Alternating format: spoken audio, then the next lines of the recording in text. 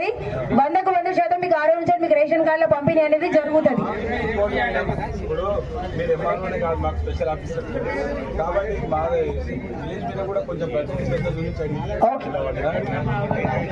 So ఇప్పుడు అంటే ఇంకా ఇందులో ఈ ఎఫ్ఎస్సి కార్డ్స్ గురించి మీకు ఇంకేమైనా డౌట్స్ ఉంటే ఒకసారి చెప్పండి. లేదంటే రైతు భరోసా స్కీమ్ సంబంధించి దాని గురించి లిస్ట్ ఉన్నది, అది కూడా ఒకసారి మీకు చదివి వినిపిస్తాడు.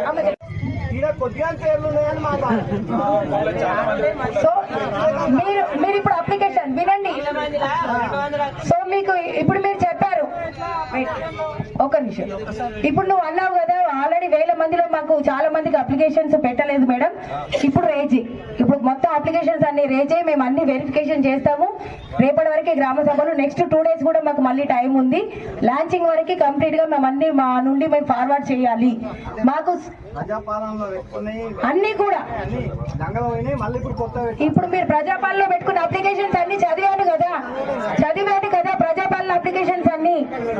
మీరు లిస్టే చూస్తే మళ్ళీ ప్రజాపాలన అప్లికేషన్స్ ఎక్కడ అని అంటే ఎట్లా?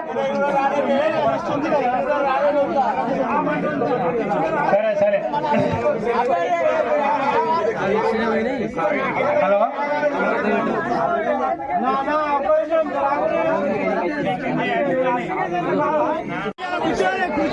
హలో,